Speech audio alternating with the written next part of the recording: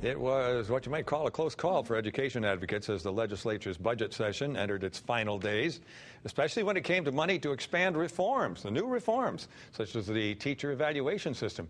Everything was at risk because of the massive deficits the state was facing. But in the end, lawmakers committed $355 million in new money for education, thanks in part to the lobbying of our next guest. Patrice McCarthy is the Deputy Executive Director and General Counsel of the Connecticut Association of Board of Education, and Joe Cirasuolo is Executive Director of CAPS, the Connecticut Association of Public School Superintendents. I want to ask you both, after what the Appropriations Committee did, they're chopping that almost $50 million from the reforms. How did you turn things around? Well, our members went to work. We worked together with other organizations. We're part of a coalition, a What Will Our Children Lose coalition. Our two organizations, the Connecticut Association of Schools, Connecticut Association of School Business Officials. We went to work on an information campaign and said to folks, look, if you expect us to do these reforms, we need the money to do them. If you're not going to give us the money, then tell us now, and we just have to postpone things for a year. Unfunded mandates are not what you well, want. The evaluation would have been a huge unfunded mandate had it not been funded. And we made that point, and fortunately enough, people listened. Well, the Appropriations Committee wanted to, as I remember, put a lot of this money into some new ideas and taking some away from the reforms that had already been started. Taking away from the reforms, as well as eliminating the state's reimbursement for transportation, which the bus transportation, yeah. Absolutely. And so the combination of those two big monetary issues really, I think, mobilized people at the local level and also got the attention of legislators who hadn't necessarily focused on the fact that with these reform initiatives, in order to implement them successfully, there were going to need to be resources. So what would have happened, say, for instance, with the transportation? Would that burden just have been passed completely to the locals? That's right, because transportation in Connecticut is part of the right to a free public education. So both the public school as well as the non-public school transportation would have become completely the responsibility at the local level. So that would have meant higher property taxes? Well, we don't see taxpayers really willing to go that route, so most likely it would have been resulted in cuts in programs and services in the regular education program. Okay. We would have seen a continuation of what we've seen for 4 years. Maintenance postponed, capital projects postponed, programs reduced or eliminated, class size increased.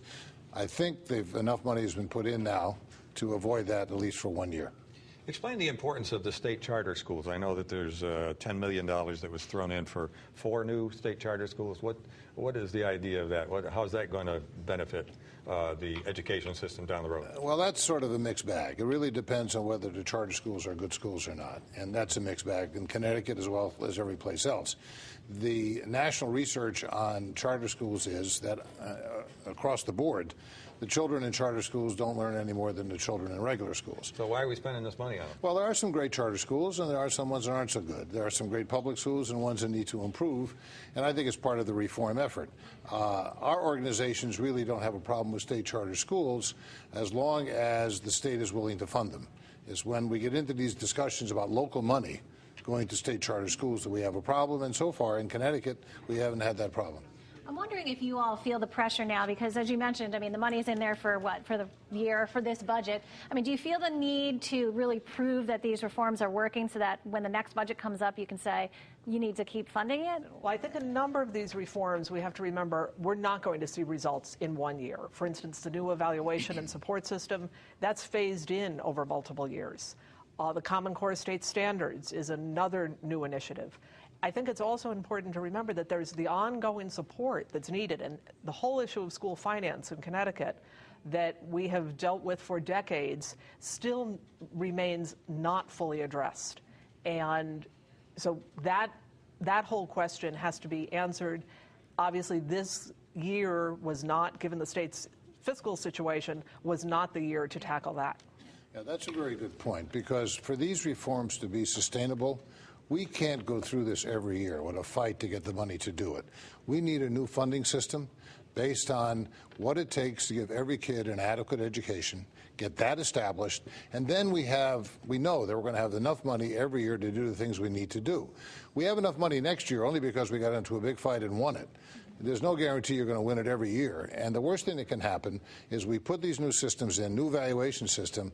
A year from now, 2 years from now, the money isn't there to continue it. And then what do we accomplish? We really will be in a worse situation than we are now. So we need a new funding system for education. And we want to make that point that while we're pleased with what happened this year, we still have a lot of work to do in the area of funding. So a funding system, a new system, where would this revenue come from? I mean, I'm assuming you're talking, getting away from the property tax system? Not necessarily. There's two issues here. One issue is the system itself, how you distribute the money. That's different from how much money you have to distribute. Right now, we don't have enough money. And number two, we don't have a very good distribution system. We need to get that distribution system straightened out so that when we do have the resources, it does go in the direction it should go in. Seems like a lot of work. Yeah, it seems like a lot of work. And it is. So, well, I guess it was smiles all around this time? We're pleased with what happened this year. Like more of that than smiles, I think, yeah. All right.